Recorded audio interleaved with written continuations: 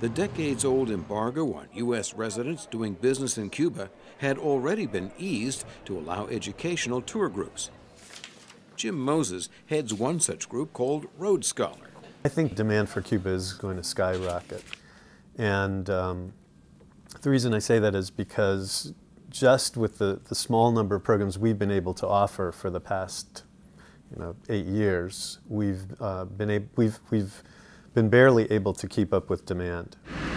Farm groups say embargo exemptions have allowed them to export food and medicine for several years, but only $350 million out of Cuba's $2 billion worth of food imports comes from the United States. U.S. farmers say cutting financial regulations or ending the embargo altogether could boost their market share.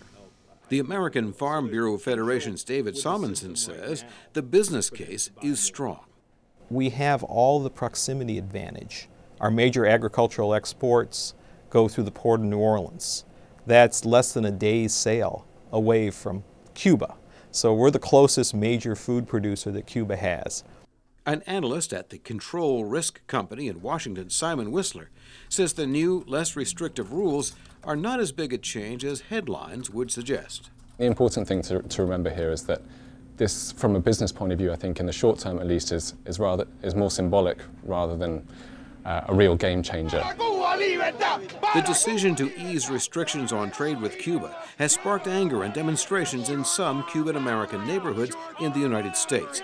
Cubans whose families fled the communist-led island nation say it still has human rights problems, and the trade embargo should stay in place until there is more personal freedom there.